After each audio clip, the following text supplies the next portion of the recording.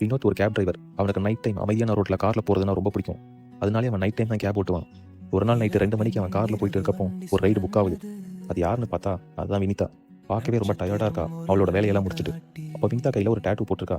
அதை பார்த்து வினோத் கேட்குறான், மேடம் உங்கள் கையில் என்ன எழுதியிருக்கே, நீங்கள் ரைட்டரா? அதுக்கு வினிதா சொல்கிறா, நான் ஒரு டேட்டூ ஆர்டிஸ்ட், அது வந்து ஒரு டேட்டூ அப்படின்னு சொல்கிறா.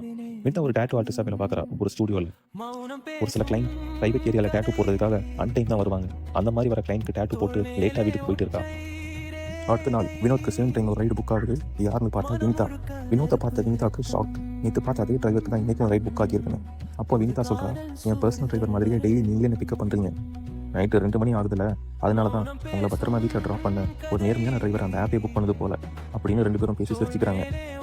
அதுக்கப்புறம் வினிதாக்கு எப்போல்லாம் லேட் நைட்டில் கேப் புக் பண்ணணுமோ அப்போல்லாம் டேரெக்டாகவே வினோத்தை புக் பண்ணுறா. அப்போ அவங்க 2 பேரும் அவங்களோட ஒர்க்கை பற்றி பேசிக்கிறாங்க. அப்போ வினிதா அவகிட்ட டேட்டூ போட வர கிளைண்ட்ஸை பற்றி சொல்கிறா. ஒரு சில பொண்ணுங்க மேரேஜ் ஃபிக்ஸ் ஆனதும் அவங்களோட எக்ஸ் நேமை மறைக்க அதுக்கு மேலே வேறு டிசைன் டேட்டூ போடணும்னு வருவாங்க. ஒரு பொண்ணு அவளோட அம்மாவோட ஹேண்ட் ரைட்டிங்கை கையில் டேட்டூவாக போடணும்னு சொன்னான். அவங்க அம்மா இறந்து 2 இயர்ஸ் ஆகுதான். அவள் அவங்க அம்மாவை அவ்வளோ மிஸ் பண்ணுறா போல.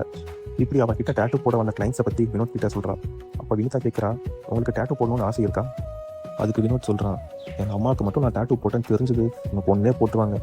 வினிதா சிரிச்சுட்டே சொல்கிறா, மேபி ஒரு சரியான காரணம் கிடைக்கும்போது உங்களுக்கு டேட்டூ போடணும்னு தோணலாம். ஒரு நாள் நல்லா மழை பெய்யுது.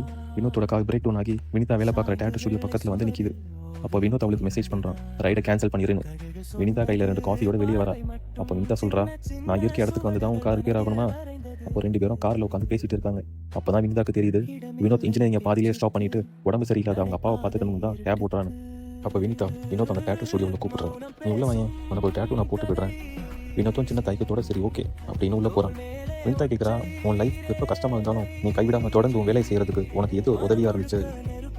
அதுக்கு வினோத் ரொம்ப யோசிச்சுட்டு சொல்கிறான், காரில் இருக்க ரேர்வியூ மிரர் தான் நான் எவ்வளோ தூரம் போனாலும் சரி, நான் எங்கேருந்து வந்தேன்னு அந்த ரேர்வியூ மிரர் தான் கரெக்டாக காமிக்கும் அப்படின்னு சொல்கிறான். வினிதாவும் சிரிச்சுட்டு வினோத்தோட கையில் ஒரு ரேர்வியூ மிரரை வரைகிறான். அப்புறம் நீடலை எடுத்து டேட்டூ போட ஸ்டார்ட் பண்ணுறான். ஆரம்பத்தில் வினோத் வழியில் கத்துறான். அப்போ வினிதா சொல்கிறான், இந்த வழி கொஞ்சம் நேரத்தில் போயிடும், ஆனால் இந்த டேட்டூ கடைசி வரைக்கும் போகாது, கொஞ்சம் நேரம் பொறுத்துக்கும் அப்படின்னு சொல்கிறான். அதுக்கப்புறம் அவங்க 2 பேரோட டெய்லி நைட் ரொட்டீன் கம்ப்ளீட்டாக மாறிச்சு.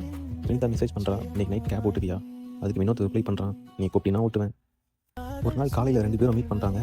அப்போ வினிதா வினோத்தோட கையில் இருக்க டேட்டூவை தொட்டு பார்த்துட்டு சொல்கிறா, இது க்யூட்டாக இருக்குல்ல, நீ உலகத்தையே உன் மிரர் வழியாக பார்க்குற, ஆனால் என் உலகமே இந்த டேட்டூஸ் தான், நம்ம 2 பேரும் இப்படி ஒன்றும் சேருவோன்னு நான் நினைக்கிறேன்.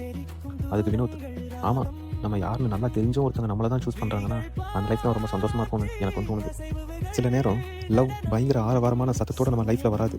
அது வரதும் தெரியாது, நம்ம கூட தங்குறதும் தெரியாது. அதை நல்லா பார்த்துக்க வேண்டியது மட்டும் தான் நம்ம வேலையாக இருக்கும்.